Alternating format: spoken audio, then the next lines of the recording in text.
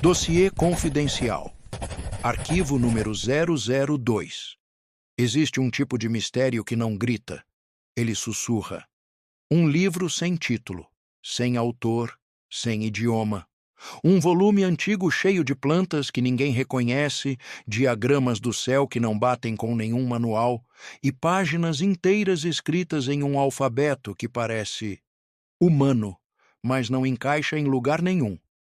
Hoje a gente abre o dossiê Voynich, pistas reais do manuscrito indecifrável e por que ninguém resolve.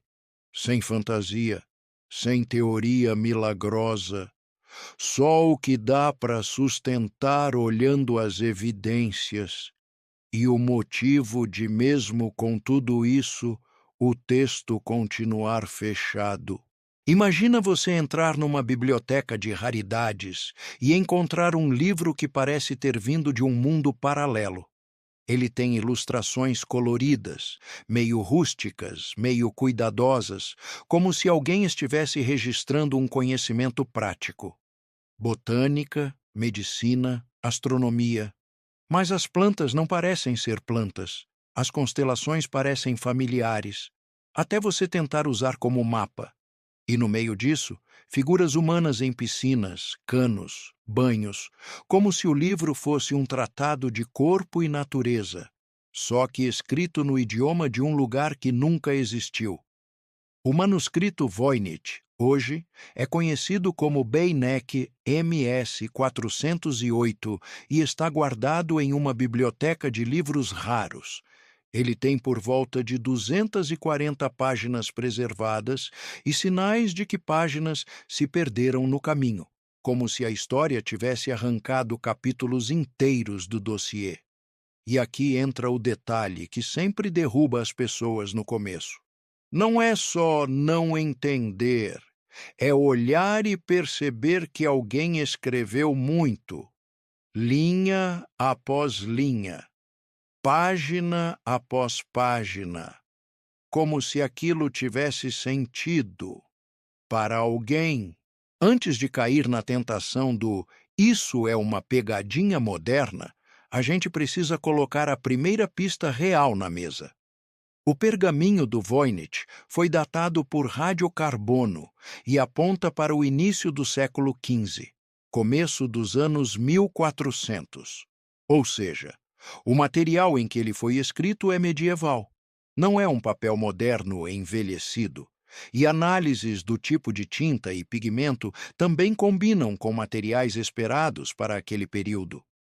Isso não resolve o conteúdo, mas muda o jogo.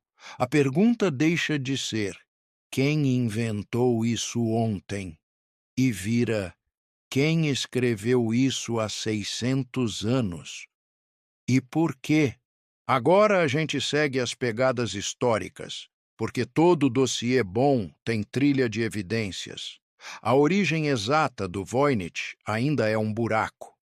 A gente não sabe onde ele nasceu, mas a partir do século XVII surgem registros mais firmes de gente real lidando com ele.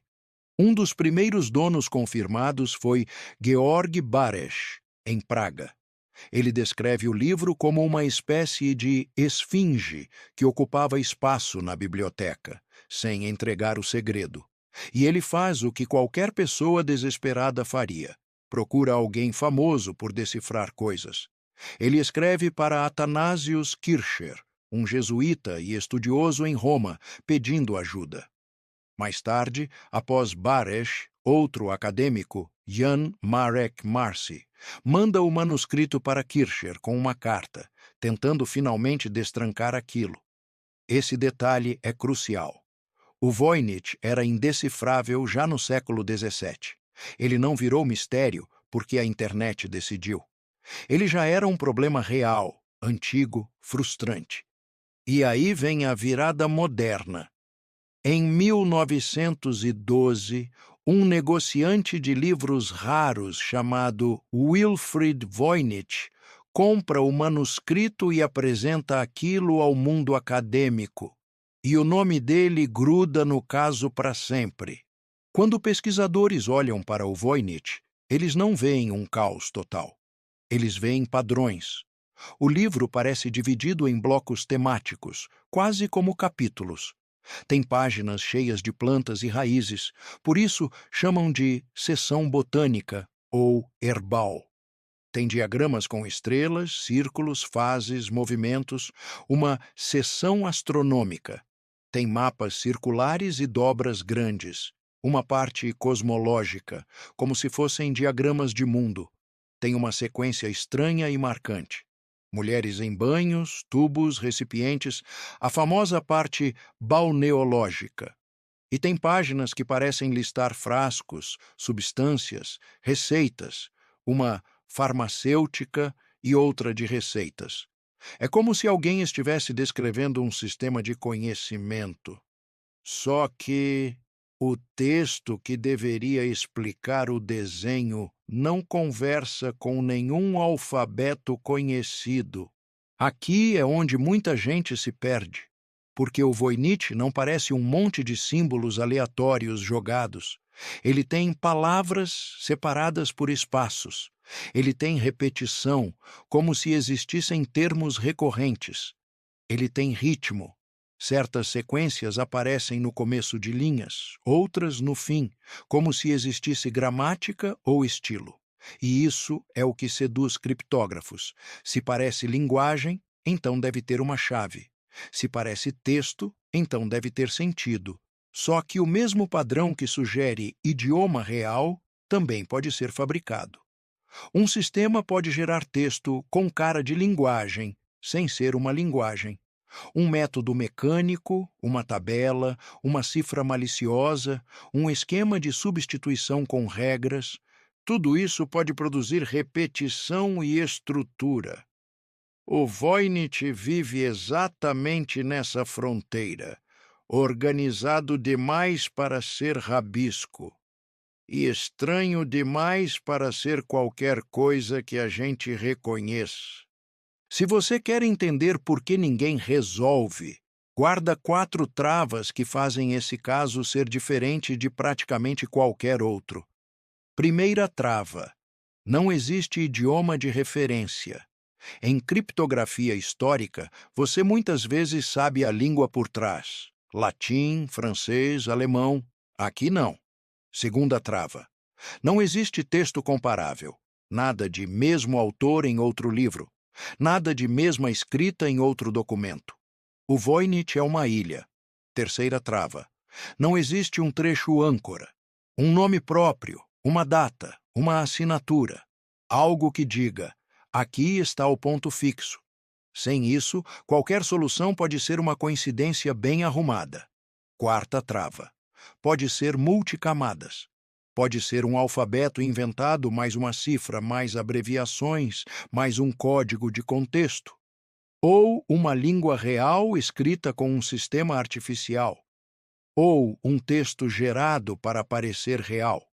Ou seja, você não está tentando abrir uma fechadura. Você está tentando descobrir que tipo de porta é essa. Tem gente que olha para o Voynich e diz: ah, ninguém resolveu porque ninguém bom tentou. Isso é falso. O Voynich foi estudado por criptógrafos profissionais, inclusive gente que quebrou códigos de guerra. Houve esforços sérios, longos, com transcrições, estatísticas, hipóteses, trabalho de equipe. E mesmo assim, nada que se sustente como leitura definitiva. E o detalhe cruel é: o Voynich não falta tentativas. Ele sobra tentativas. Toda década aparece alguém dizendo: decifrei. E toda década a comunidade desmonta, porque a solução não bate com o conjunto. Traduz um pedaço, mas não o livro inteiro, ou depende de suposições não provadas, ou encontra frases onde qualquer texto aleatório poderia cair por coincidência. O Voynich é um triturador de certezas. E isso, por si só, é uma pista. Então, o que é pista real aqui?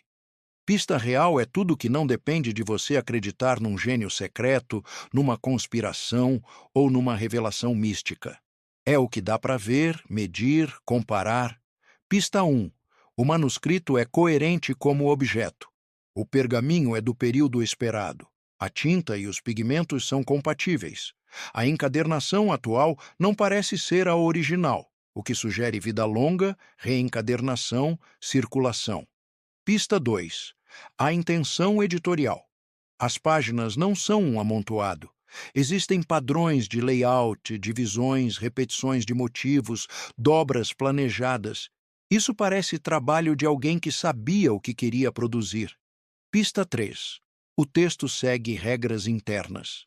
Mesmo sem entender, dá para ver que existe consistência. O alfabeto se repete. Certas combinações são comuns, outras quase não aparecem.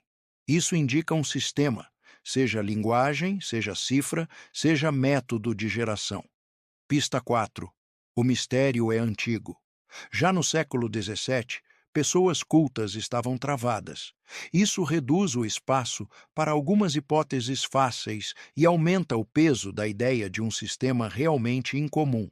E agora vem a parte que incomoda.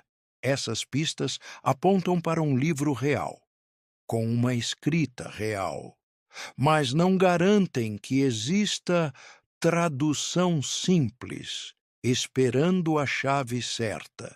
Se a gente ficar no terreno honesto, as hipóteses que sobrevivem melhor são 3. E repara, nenhuma delas resolve tudo. Elas só explicam por que é tão difícil. Hipótese 1. É uma língua real, mas registrada de um jeito artificial. Um alfabeto inventado para esconder a língua, com abreviações e códigos do autor. Hipótese 2. É uma cifra complexa ou multicamada. Um sistema que embaralha texto e significado a ponto de, sem referência externa, virar um labirinto. Hipótese 3. É um texto construído para parecer linguagem. Não necessariamente trote moderno, mas um método medieval, renascentista, de gerar escrita com aparência de texto, para segredos, prestígio ou simplesmente para produzir um artefato indecifrável. Percebe o padrão? Em todas as 3, o Voynich não cai com uma chave e pronto. Ele exige contexto, e é exatamente isso que falta. Veredito do dossiê número 002. O Voynich não é só um manuscrito indecifrável. Ele é um teste de humildade. Ele tem pistas reais suficientes para mostrar que é antigo, coerente e intencional. E buracos grandes o bastante para impedir que qualquer solução rápida sobreviva ao exame. Arquivo número 002 encerrado. Se você quer abrir o dossiê número 003 comigo, se inscreve. E comenta aqui embaixo. Qual dessas 3 hipóteses te parece mais provável? Língua escondida, cifra multicamada ou texto construído para parecer linguagem?